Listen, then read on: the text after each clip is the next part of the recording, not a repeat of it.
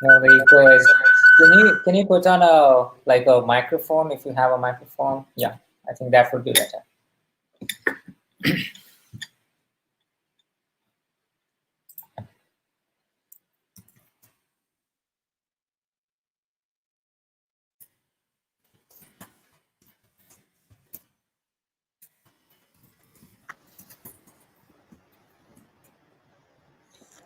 Can you?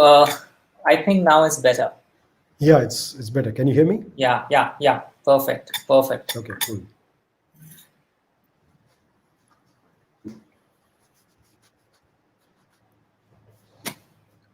I can see Anilji live. Okay.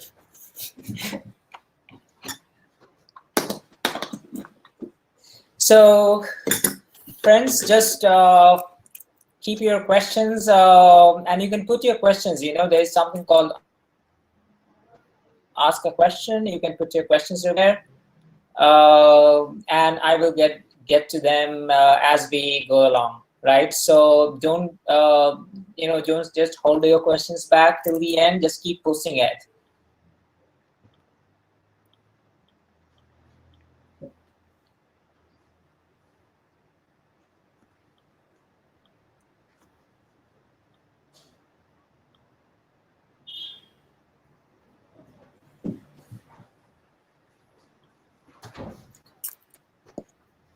All right.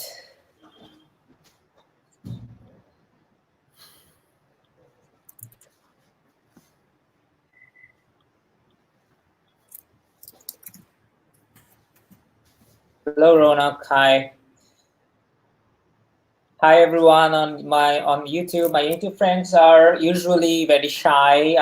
Please don't be shy and just say hi and hello. And I would love to know what you are working on, what is your research interest, and just socialize. We still have 2 more minutes to go, and then we shall start.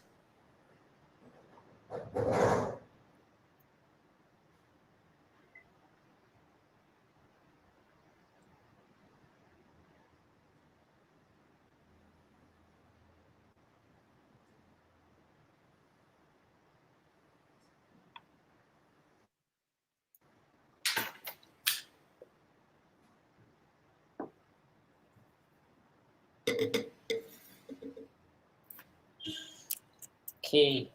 All right. So I guess we can start now. So hello, friends. All of you, welcome to yet another session of Saturdays with Sourish. And tonight the topic is, broadly speaking, we would broadly try to cover overall what corporate research is about, how it differs from academic research, whether you are suited, if you are a PhD student or a research student, whether academic research is what you would like to go for, or how would you know that you are cut out for corporate research or academic research? What are the similarities? What are the differences? And hopefully we'll be able to help you with the right kind of career choices. And today we have I'm extremely lucky to have Dr. Amit Nanavati from IBM Research. He currently works at IBM GTS Innovation Labs. He is the senior tech lead for the cognitive automation solutions over there. And he also happens to be an adjunct professor at IITDelhi, which is one of the tier 1 universities in India, in the northern part of India. And Amit has, been in IBM research for a long period of time, and before that he did his PhD from Louisiana State University. I guess that's correct, right, Amit? Yes. Okay. And after that, I guess you straight away went into corporate. I think it was Netscape, right? Yes. Okay. And from Netscape, and I know that many people might be remembering Netscape. That was like a huge boom at that time. And Amit was in Netscape for a while, and after that he joined IBM Research.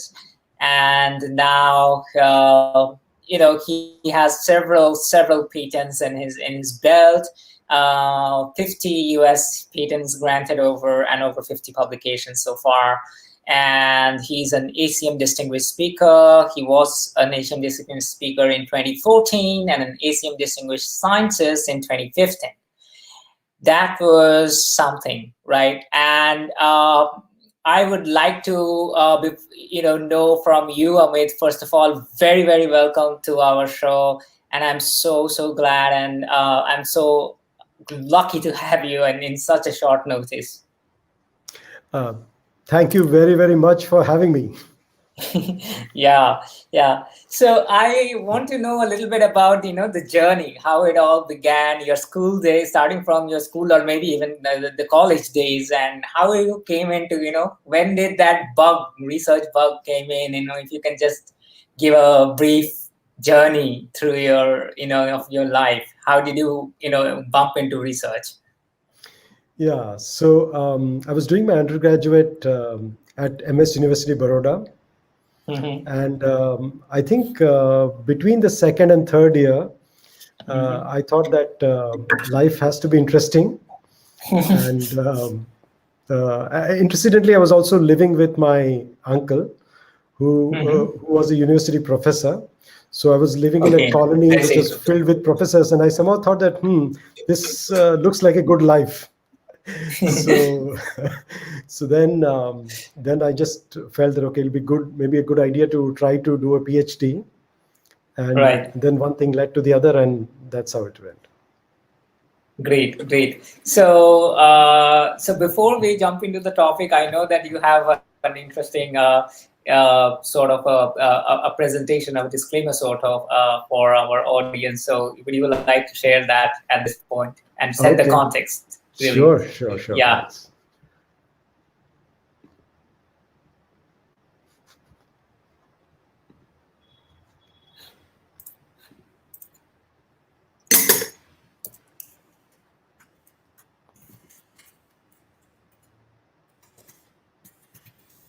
Keep asking questions, guys. Right. So first of all, the question, of course, is I've spent a lot of time in corporate research. And while the question may be about comparing academic research and corporate research, I want to tell you all that, I really don't have a first-hand experience with academic research. Okay. And while we'll discuss a lot of things, and I'll probably say that, yeah, this is more likely or that is more likely, to everything that I'll say, there probably already are or will be famous exceptions now or later, right? And the other thing is that I started research a long time ago, and the times are changing constantly. So please take everything I say with a pinch of salt. Okay. And now coming to the topic at hand, corporate research versus, academic research. What I would say is that perhaps I want to put it in the following context. So some of you may be well familiar with this. This is perhaps, I found this a good framework for everyone to ask oneself, which quadrant do they really think they belong to, or want to belong to, or would have fun having belonging to, right? So you might have seen this is called the Pastures Quadrant. On the y-axis, we have a quest for fundamental understanding. And on the x-axis, that, how much worried are you about usefulness? Okay. So if you look at the top left-hand quadrant, right? So that's called the Bohr quadrant, right? So he was trying to understand, all quantum mechanics, hydrogen atom and stuff like that. So there was no concern about how useful this would turn out to be in the future, right? Now, it's another matter that later on, a lot of things do turn out to be useful. But the point is, when these questions are being answered, or when you're trying to do the research, that is not a primary concern. Okay, Mm. and then you have a case of Edison at the bottom right corner, where he clearly wants to be useful, right? Whether it leads to fundamental understanding or not, that style, that quadrant doesn't care for much. And then there is what I call the sweet spot, right?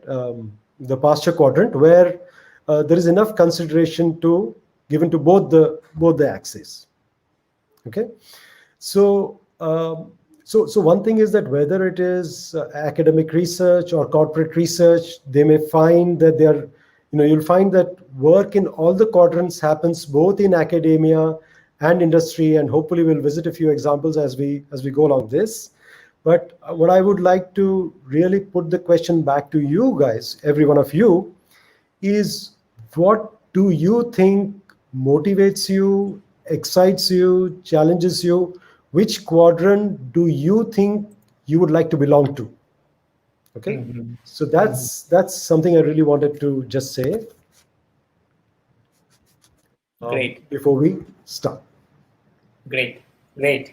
It set the tone very, very clearly, actually. And thank you for setting the tone, Amit. So, so before we jump into a little bit of the details, so to say, if I have to call it a comparative study, but let's just come to your, to your PhD days in back in Louisiana State University. And so what kind of research you were doing, and at what time point of your PhD you started feeling that you were in one of those three quadrants, or was it something like that? Yeah, that's a good question. So during my PhD, I was really having a lot of time modeling, a good time modeling stuff. So Mm-hmm. for my masters, I came across a very interesting graph called the Peterson graph, and at that time, interconnection networks were hot. So I just learned about this graph, and I thought maybe it'll make a good interconnection network. So I built a model around it and did that for my masters. And then for my PhD, I thought, okay, I've had fun with this, so let me do something else. So I went into distributed computing. I looked at formal models, and I wanted to get a better understanding of how might one write, Mm-hmm. distributed programs that are easy to debug. Okay, so to answer your question, okay, perhaps maybe if I want to summarize all my efforts during my PhD and after, I think, and perhaps many people will say this, that maybe that I try to make theory meet practice. Okay, Mm-hmm. but of Mm-hmm. course everybody has their own sense of how theory meets practice, and of course everybody finds their own balance. Right, absolutely. So I want to, when I'm doing theory, I want to do theory which will be applicable. Okay. Or if I'm trying to do practice, I always try to borrow from sound theory or good theory. So that's the kind of balance I've always been struggling to do. So, Mm-hmm. so for example, for my PhD, while I was doing, so there was this formal model of computation for distributed programming, right? But Mm-hmm. I was trying to use that model to solve a practical problem that, distributed programs are hard to debug, but can the Right. theory help me understand how to write programs that will become easier to debug? Okay. So I was trying to extend the theory for practice. Okay. Mm-hmm. Mm-hmm. But subsequently, of course, after I joined IBM, then I went on the somewhat on the other side, right? Mm-hmm. So, of course, during my PhD stays, I also realized that this was probably my chance of fooling around and tinkering with anything which just I wanted to do, and I thought that was my last chance of complete Yeah. freedom, right? Right. And so Right. I took complete advantage of that fact, of the freedom. Right, right. How much role would you, would you think that your advisor played to help you in making the right kind of career choice during your PhD? Yeah, my advisor was gave me complete freedom. Mm-hmm. Okay, Mm-hmm. so he was very encouraging. In fact, I had two advisors. They were both very encouraging, and they gave me a lot of freedom, Mm-hmm. right? And they gave me a lot of space to make my mistakes, to fix them. They were there to guide me. So from that point of view, it was very nice. Okay, I see. I see.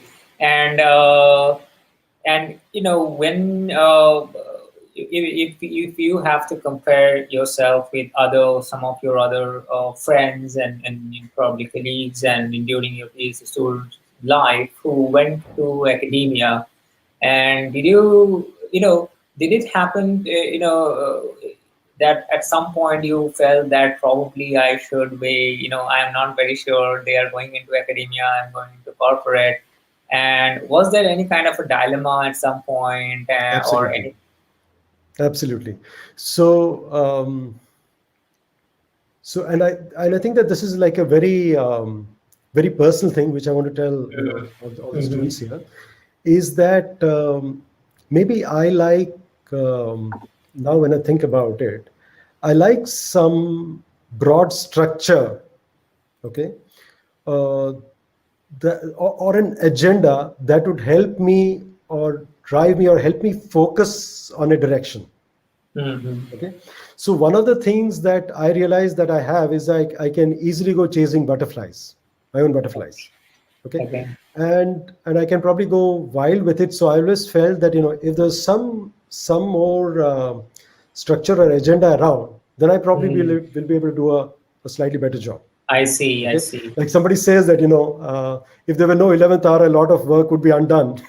Similarly, if there was no broad agenda in my case, I wouldn't probably uh, work quite as effectively.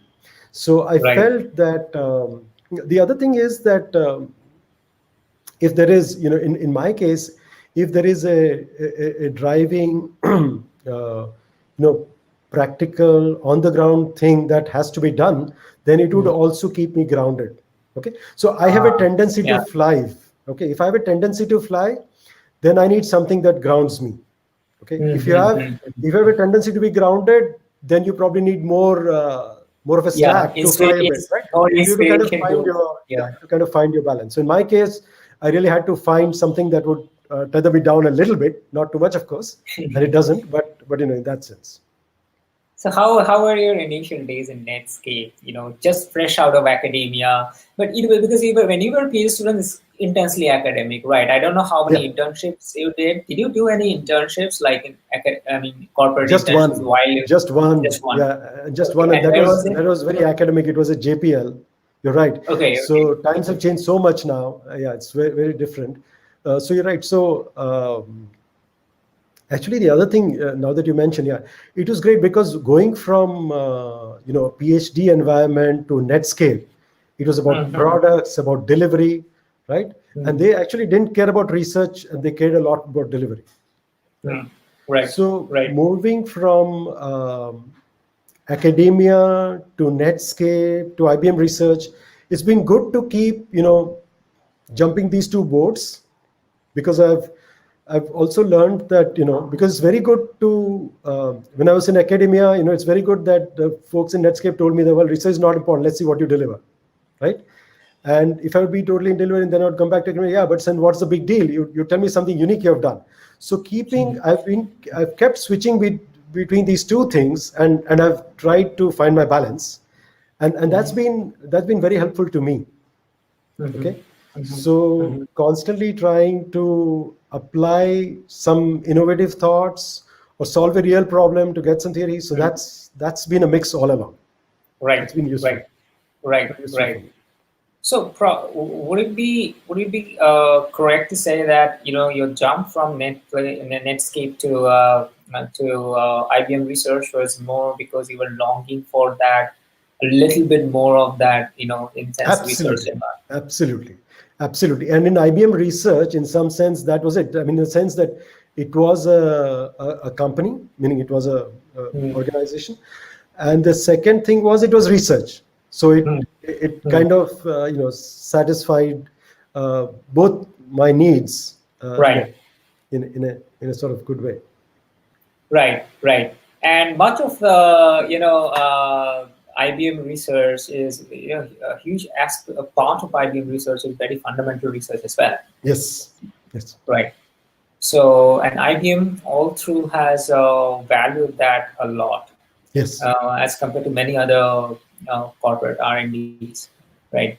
So tell us a little bit about when you came into IBM and for the first time it's like a proper corporate research structure, and and when you look back and even now because you are associated with IIT Delhi as an adjunct faculty, so what, from a, if we have to look at it from a process point of view, because you're looking for the structure, so what aspect, from a process point of view, from a structure point of view, do you see, where it differs, corporate, if we have to like zoom into the process or the structure a little bit?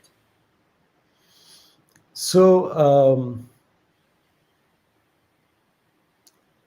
so I would say that there are at least certain areas that corporate research may say we are going to be interested in such and such areas. Mhm. Whereas Mhm. in academia, you can really pursue absolutely anything you want.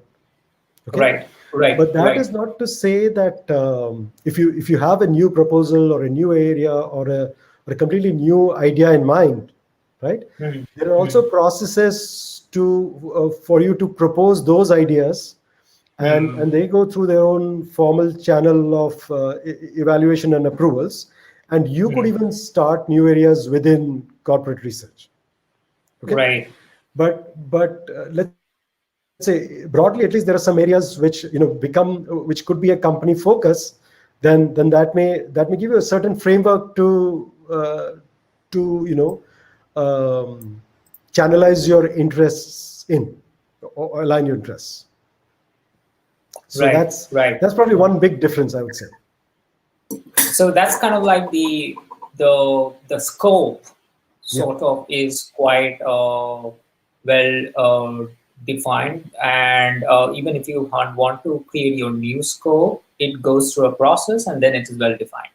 yes, yes, So, so you can, in some sense, you can also create a new scope, and then that becomes a scope for for the next generation of absolutely, of researchers who come into that particular company, absolutely, right? absolutely. Yeah, That's great. Yeah, yeah, that's one of the things. But once that scope is set, or then there is this proper process or pipeline through which a project is first designed and then phased out, probably, right? Like yeah. how So one. so let me clarify. When I say scope, I really mean area. So it's pretty broad.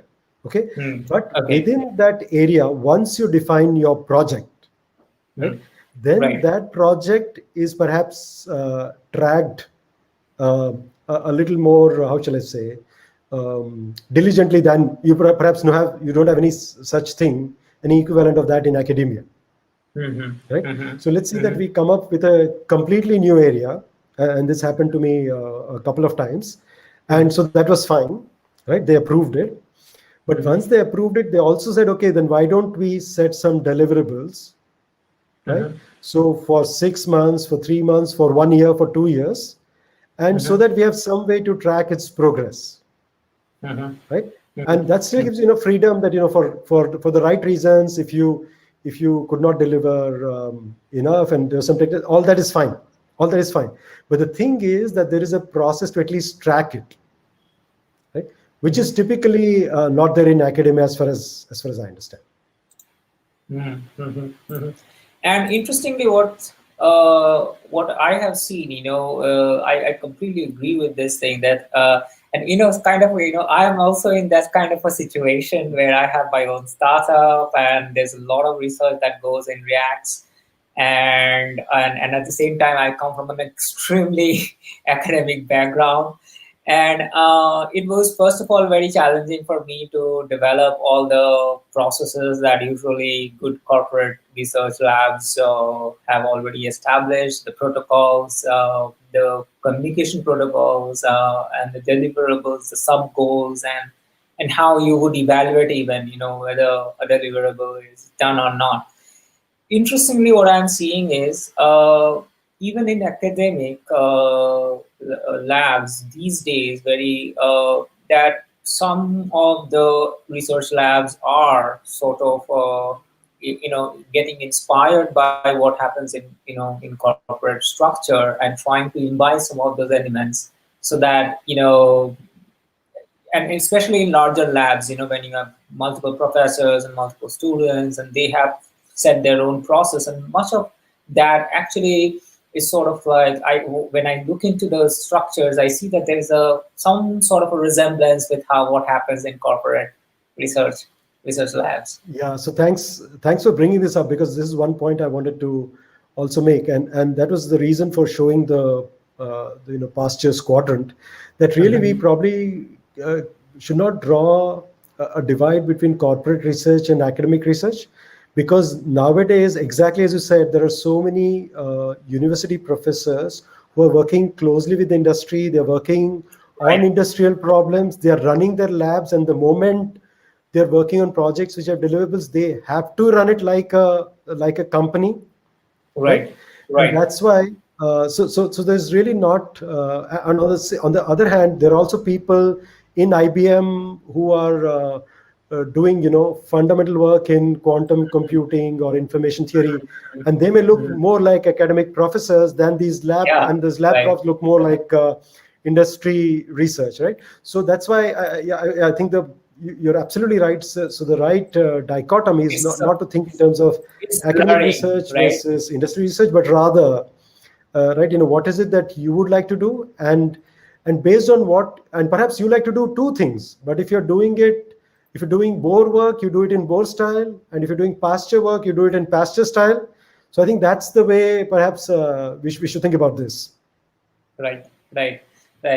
And one interesting thing, topic that I wanted to cover was that, since you brought it up already, that the collaboration thing. Yes. So these days I'm seeing that a lot of collaboration is happening between industry and academia.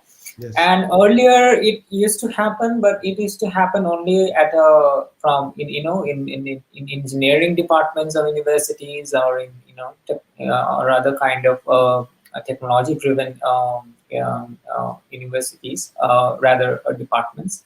But now I am seeing something very interesting is happening, because I see that since research is becoming very interdisciplinary, yes. So much of corporate research, even in tech corporate, people are working with psychologists, or people are working yes. with economists, people are working with social science people in general, right? And even sometimes people are working with humanities people.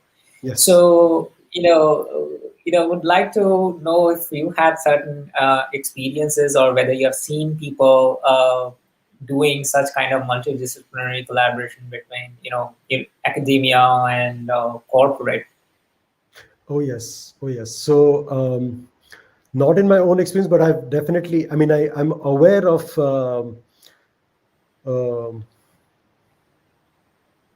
Okay, so so let me start with some stuff that I've been part of, right?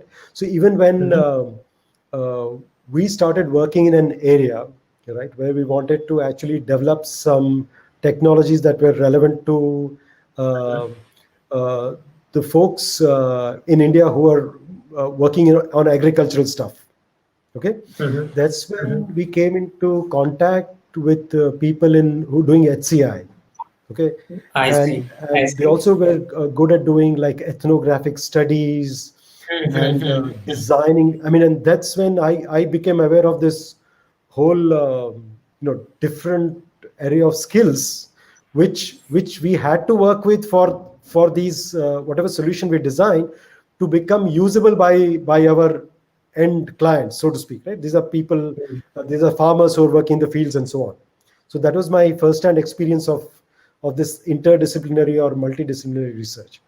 Over and above that, of course, I'm very aware of all the stuff that's going on where for example, different departments within a university actually Right. collaborating, right?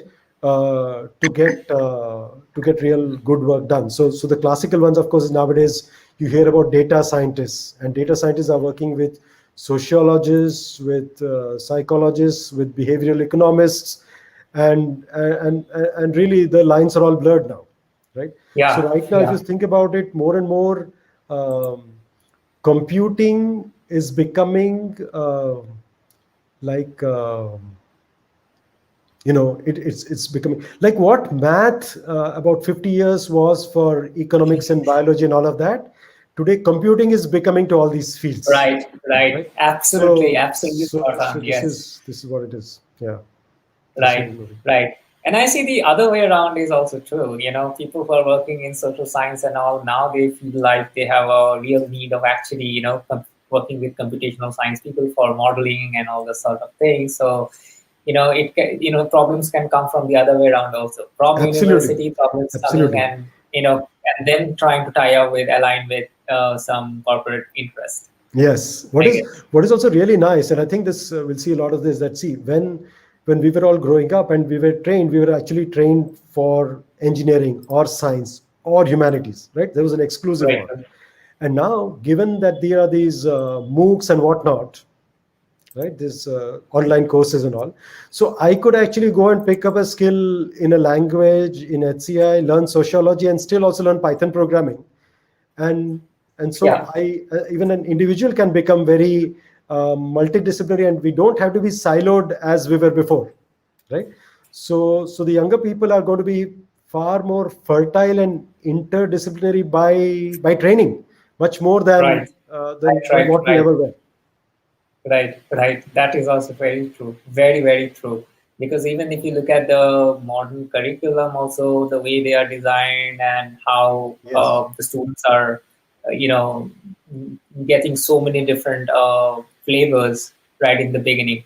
Yeah. Now, before we jump on to the other topic, I would like to see if we have some questions right Okay. now at this point. Okay. Uh, so I think there is one question from, I guess, from Vijay. Mhm. Uh, so over a period of time, I think this is a question for you. Over a period of time, did you lose your research drive in corporate, which is PL driven? Not in my case, because, like I said, it depends. So if see, we are always allowed to propose projects, take them to maturity, then work on a different area, right? So think that there are always life cycles of projects. So of course you want to kind of either finish or whatever when you start something, you want to take it to some logical conclusion and then start something else. So Right, at least this didn't happen in my case. I mean, I was in research for 16 years, but yeah, I at least didn't feel this. right, right. So yeah, so there is a comment, not really a question, Yeah. from one of our YouTube friends. I'm not sure what his real name is. He calls himself Blindfold Chess. Okay. And his comment is ISRO also does research in many fields. It is similar to corporate research, but not quite. Yeah, that's also an angle, Amit, if you look at it, because there are a lot of research organizations run by governments or semi-government, sort of organizations, and they are not corporate per se from Yes. a for-profit point of view, but they are also doing a lot of interesting work. Absolutely. And Absolutely. So and he's and right. they, Yeah. yeah, So maybe he's right in the sense that we don't have to dichotomize this between academia and research. There's a whole spectrum, right? Including right, this, right, and also, in my honest opinion, what's happening is that these days, actually, probably the last few years, we see that a lot of startups are doing cutting edge yeah, research, right? And the right, flavor in them is also a little bit different from big companies doing research versus big absolutely, government or semi-government doing research versus academic research. So there's a whole spectrum out there, right? yeah, And they yeah, have own right, their, and there are so many nuances, and you can really take. It's like right, you're in an ice cream shop, and there are so many flavors, and you can really pick yeah, what you right. like, right? Right, right, right, right. So we are, in the startup sort of a community, what we are, especially I can say from first-hand principle that in my first-hand experience rather that uh, we are trying to develop something what we call as agile research process, which because we cannot afford to come up with a corporate research workflow or structure that resembles more of big companies like IBM or Google or Facebook, but we are very small and we have to move fast. So it's a whole different design of how the Absolutely. process should be Yeah, and how you design the goals and everything, right? So absolutely. that's where the agility comes in. Yeah, I can One imagine. thing, So I guess you'll be yeah, toggling between the Edison Quadrant and the Pasture Quadrant. Yeah, yeah, right, yeah, absolutely, absolutely, absolutely, absolutely. Yeah. absolutely. And one interesting thing is because we always run on tight budgets, Yes, and that's one of the reasons that we have to make sure that we don't overspend over something, and that's some of the things that we have to make sure that we contain ourselves in other kind of circumstances. What we should have not been, sort of. but that's not necessarily a bad thing because that also allows you to make swifter decisions, right? Right, And right, it constrains the problem often I can imagine it also constrains technical problems in such a way that you attack them in ways that will be solvable, right? right, So right, it actually often also improves your speed to market, right? right, right, And probably the good thing about such things that there's always a version right. That's what I'm saying. 2.0 Yeah, waiting or 3.0 waiting, but it's good to right.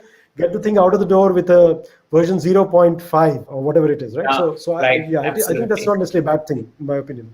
Right, right, right. Yeah. So one interesting topic that I wanted to bring up, since I have you, is for many PhD students, they have this thing that should I go for an intern? Is this the right time to go for an intern when they are, and it might actually be sort of like even an exploration because they are not sure whether they are cut out for corporate research, what is their ambience, what is their method, and so on and so forth. So, what's your take on it? What would be your suggestion, I for would such say, case? yeah. So that's a very good question, and I have perhaps thought about it a little bit time and again. Perhaps one thing is, and if it's only possible, then you could when you come across a big problem, right? That you need to solve in a small company in a short amount of time.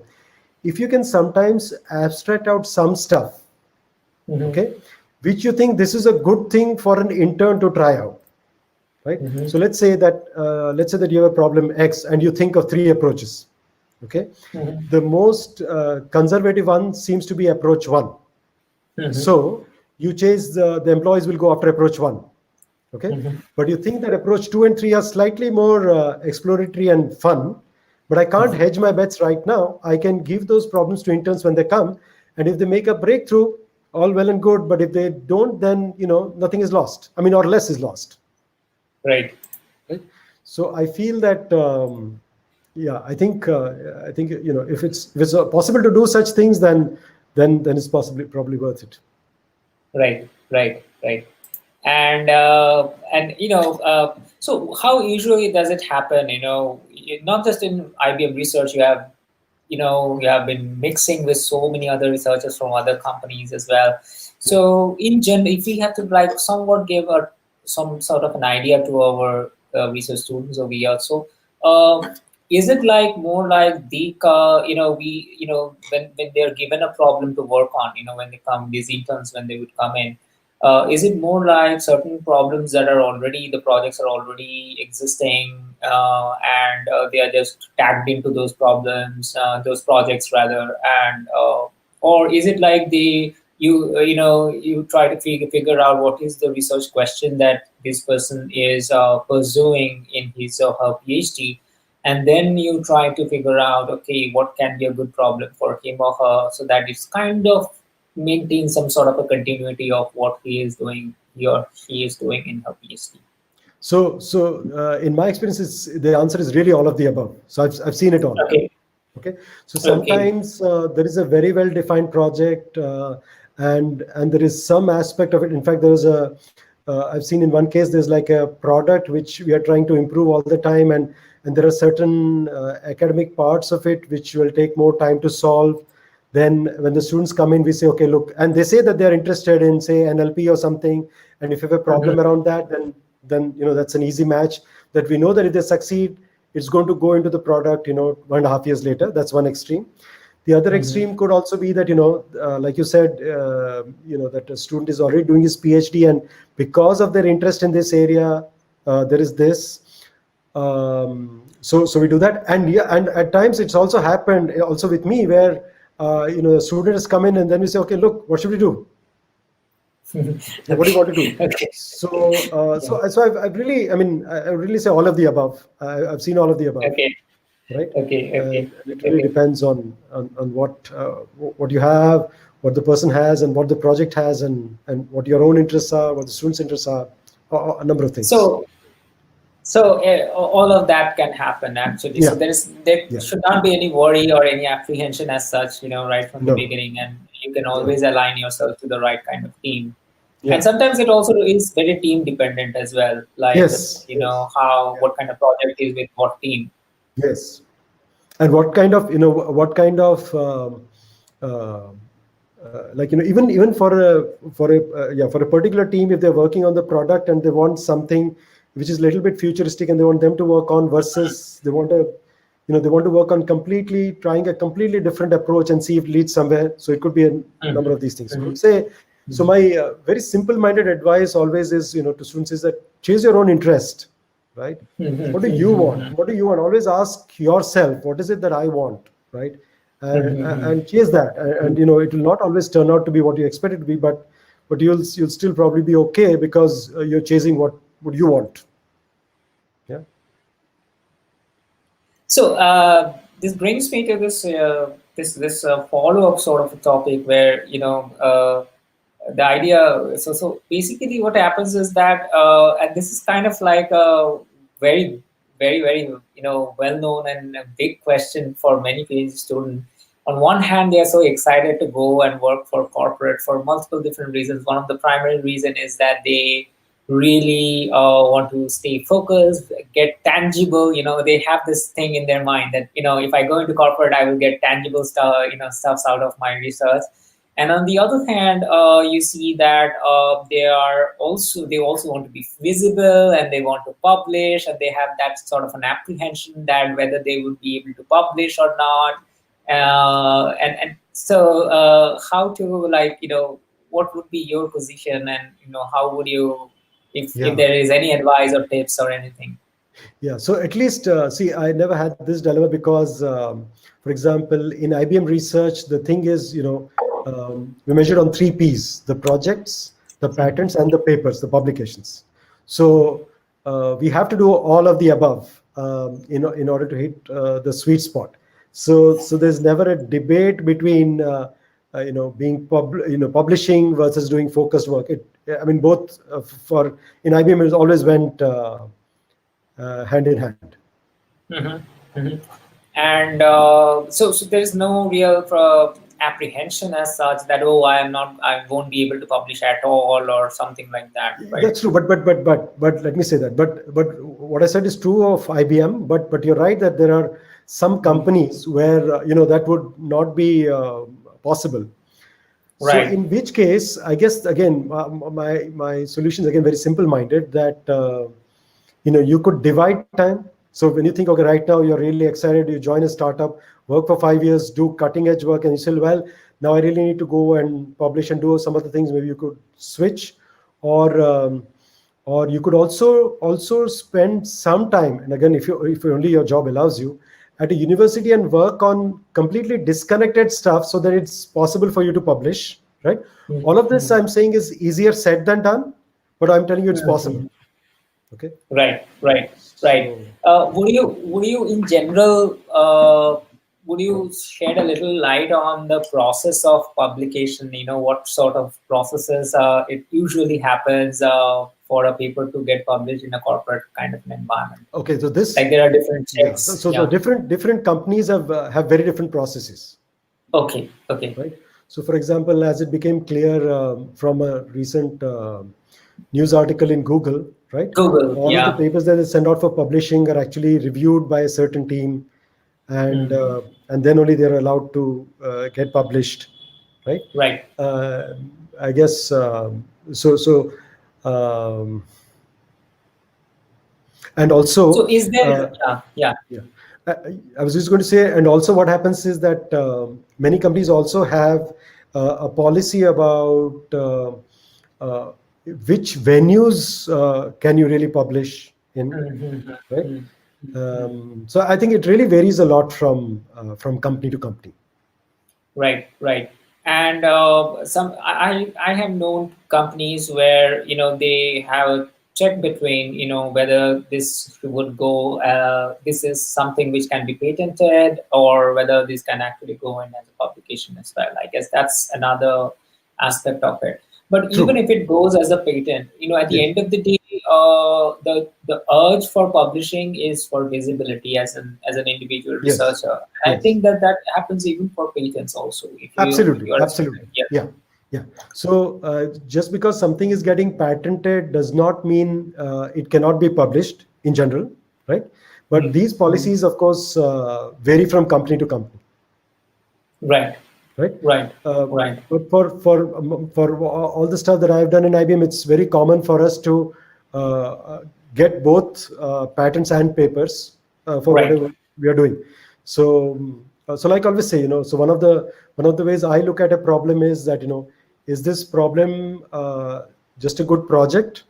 Is it a good Mm. project and a paper, or is it a good project and a patent, or is it a good project, paper, and a patent? Mm-hmm. Right. Mm-hmm. So whenever you look at a problem, you can really look at it from the three P lenses and see how Mm-hmm. many lenses does it fit. Okay. And of Mm-hmm. course, the most Mm-hmm. satisfying would be the one where all the three are met, right? Yeah, Which may right, not be often, but that's one what always wishes for. right, right, right. Absolutely. So let's see if there are some other questions. Sure.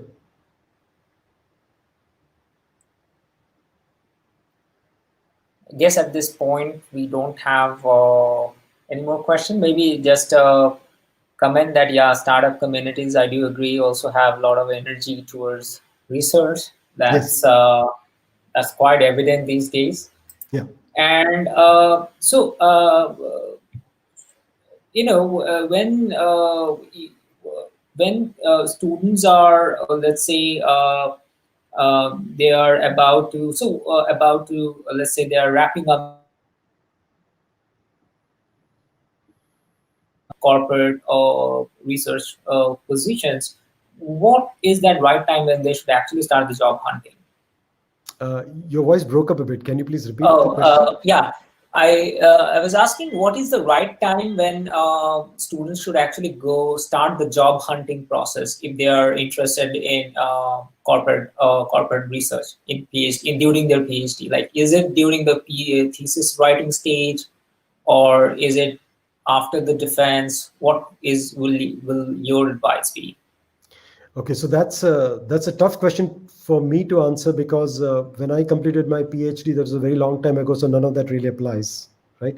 Mm-hmm. Mm-hmm. Um, but what I would say is what is becoming common these days, right? Like you also Mm-hmm. mentioned, Mm-hmm. is that most students also end up doing internships, Right. right? So if they're already doing internships, no, but a PhD student may or may not do internships or may. I would Right. say okay. I would say okay. So I'm going to only just take a complete guess here, but I would imagine uh, about a year before they graduate, they should probably start Mm-hmm. looking, right, Mm-hmm. so that they can identify at least the potential places where they want to be Right. employed. right? Right. I And believe so too. yeah, Yes. yeah, 1 year actually maybe a good time frame, so that they can narrow down and then start talking Right. and sending stuff around, Absolutely. right? Because by that time, Right. I'm hoping that their whole they have pretty good understanding about the problem that they're working on. They probably also have a few results or Mhm. something. So maybe Yeah. that's perhaps I would imagine that would be an ideal time. Yeah. Right. Right. Right. So, so coming to this, this final few topics that I Yeah. have reserved for you. So, Okay. yeah, so it's sort of like there is a sort of tendency for I see these days that a lot of professors are taking. Taking sabbaticals or taking leaves and then joining corporate and they're working over there for quite some time and then coming back, or maybe even staying sometimes. So does have you seen those sort of experiences, or what exactly drives them? And so the second question, follow-up question, would be the vice versa. Like, you have actually been in IBM for so long, and then in sometime in 2016, I guess you associated yourself with IIT Delhi. What was that drive? The other way around. Yeah, yeah. So for the former, I have no personal experience. I've only heard stories, right? Mm-hmm. So I know about like really famous professors, right? Mm-hmm. Really joining some corporate companies, and I Yeah, think including that IBM. There were like stalwarts who joined IBM as well, IBM research before. okay, Yeah. okay. So the ones that I'm talking about are the ones from university in the US joining other companies in the US, not IBM. I'm only speaking from what I've heard Mm-hmm. about them, right? So what Mm-hmm. I find is that some of these professors really have deep theoretical skills that are really applicable to that company. Mm-hmm. Okay, Mm-hmm. so much so Mm-hmm. that I think that at least in the cases that I've heard, they would really be able to solve fundamental problems that is of importance to that company, right? Mm-hmm. So the motivation, of course, is that these professors are actually finding a good outlet and Mm-hmm. an application for the work that they do, right? Mm-hmm. Plus, this also fetches them good problems for their PhD students. From the Right. company's point of view, they are also getting the right minds to work on the right problems, right? Mm-hmm. So I think it's a great marriage whenever that Yeah. happens, right? Right. In Right. my own case, where I'm doing this, it's much more of the the desire to try out teaching and interacting with students, Okay. right? Okay. and and also learning a lot in the process. I mean, we've always known to some extent that we really learn something only when we try to teach it. Yeah. So so that Yeah. has been supremely helpful. That I wanted to learn something. I had a book lying on my desk for, I remember, 3 full years. Mm-hmm. I didn't read it, and so I decided I'm going to offer a course on this. And sure enough, I went about reading that book. But more importantly, my students forced me to understand when they taught me, frankly, they taught me, because Mm-hmm. they would ask always the hard questions and so on. Mm-hmm. So that's been a lot of fun. And of course, the whole freedom it lets you, for me, interacting with students is absolutely great, because you're always brainstorming ideas. And from the young keen minds, I get a lot more from them than they do from me, that's for sure. Yeah. So my Yeah. motivation is Same. different. Yeah. Same with me. Yeah. So, so that's kind of like, and I see that many people like you, Amit, are now getting themselves more and more associated, from corporate, who are corporate researchers, who are getting more and more associated with academia, in this sort of maybe adjunct faculty or part-time faculty or something like that. And the other exodus also happens. I see that people leave corporate and then they join universities, and at some point they feel like this is the right time to actually to actually do that as well. So that kind of, it's kind of like both way osmosis that keeps happening, and at the same time collaborations happen. Yes. Right. Yes. So that's the beauty of it. Yeah. Right. Yeah. We want as much of One, that as can happen. Yes. Agreed. yeah. Right. Right. One interesting thing that, that I feel is that there is one important, another important difference more in the sense of the, the attitude with which a student should has to move into the whether it is corporate research or whether it is academic research. So if it is academic research, you enter into you enter as an assistant professor. You are you have and if you are in a system which is sort of like tenure track or something like that, then you have that tenure track sort of a pressure on you, and you have a very different kind of a situation where you are the professor and you have to gather students around you. You have to get the publications going at the early stage of your when you are in that assistant professor sort of a stage, and these students have probably zero experience, or you have to build that experience in terms of how research should happen. So that's one kind of scenario. The other scenario is that you get into a corporate team, research team, where you have all the seniors, you're the leads, and you have so many other smart people around you, and you are working towards very focused milestones and so on and so forth. So two completely different sort of a journey when the journey begins, right? So that, I guess, is another sort of a mind. You have to be prepared, sort of. Like it's almost like what turf you are playing. Whether you're playing in the Australian turf or whether you're playing in the Indian turf, sort of. So you have to be very, very sure about, I guess, where you are in, and what kind of an environment you are going to get. So both has their own pressures sort of a situation. Yes. So even in corporate, you have a very different sort of a pressure situation as compared to when you are moving into academia. You have a very different sort of pressure situation, I guess. True. Right? True. Okay, so Anilji has a comment, and that's for okay. So okay, he has a question. Okay, Anilji, go ahead.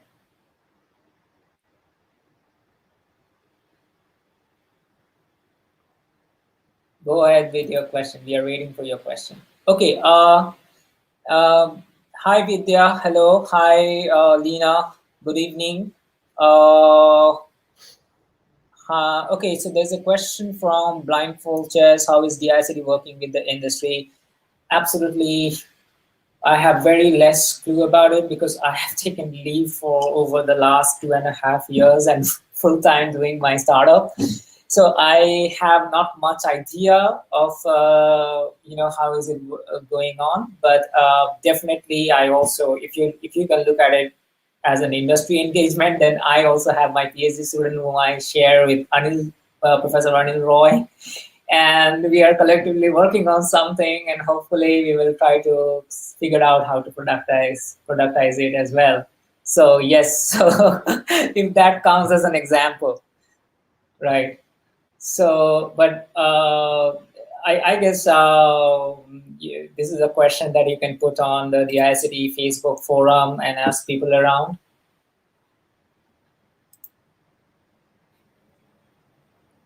Okay, so let me see if there are some other questions. Okay, here it comes from Anilji. Like academic campuses have positions like adjunct professor, which an industry person may join. Why corporates don't have positions like adjunct technologists, which we can join and contribute? Oh, we do have, companies do have, visiting scientist positions. Right. They actually do have that. And they also, of course, they also often, give grants to professors in certain areas, like companies do that. Right. Where typically there is no binding pressure on the professor to deliver on a particular topic, but it is expected that some collaboration will happen. So there are such things, Anilji. There are. Right. It's probably just called different. How can I apply? Yeah, sure. I'll send you links. I'll hunt down links and I'll send them to you. Right, right. So, so people who are there are a good number of people like I am one of them who love to work in a corporate environment. I am also very I love that structure. I love that milestones, and that's how I am. Even when I was in academia, my work style was more like that, and probably that was one reason why I could shift into my natural inclination was to do a startup and so on. However, there are people who want to go into corporate, but they feel they also love teaching, which is me. And but I do feel, Amit, that there are opportunities even when you are in a corporate environment that you are, if not in an academic style, but you are also teaching people all the time, right? Yes, yes, absolutely. That is true. The only thing is that, as you perhaps can think, that the things you would try to teach and learn would be pretty different, right? I mean, yeah. So you're of course, see, I mean, you're always constantly teaching and learning with whomever you're working with at work, right? That's true. The only thing about teaching in a university is that if I want to learn about a new subject, as I wanted to do a little bit more formally or carefully, right? Then the fact that these many topics have to be covered in a semester, Right. so that's just the The difference. teaching is a lot more structured in academia. Yes, Right. exactly. Right. So learning in the so exactly. See, projects in academia are not structured, and learning in industry is not structured. Yeah. That is to put it in a nutshell. Yeah, right. So yeah, you wouldn't get a blackboard, or you might get a blackboard, but the True. format is very different. Yeah. Yes. So that is all it is. But Yeah. it's always going to be an exciting Yeah. learning and teaching kind of an environment, even in Absolutely. corporate research. So Absolutely. See, just because except if you are in the very rare case that you're like an Einstein who's doing working away in his room in a remote location, we are almost always interacting with people and learning from them, right? Whether it's teachers with students, students with teachers, person with colleagues in an environment, right? So that's actually, anyway, for most of us, that's the fun, right? Working and interacting, that's the fun. Yeah. Right. So let me see if there are some final questions. And by the way, guys, we actually run a very interesting research community on Discord. I have shared the link for all of you. And if you want to join over there, because we try to invite a lot of senior researchers and junior researchers, and people help each other out, how to do research, how to read a paper, how to write a paper, and so on and so forth, and even very specific research-oriented questions. So we are trying to form this very rich community over there.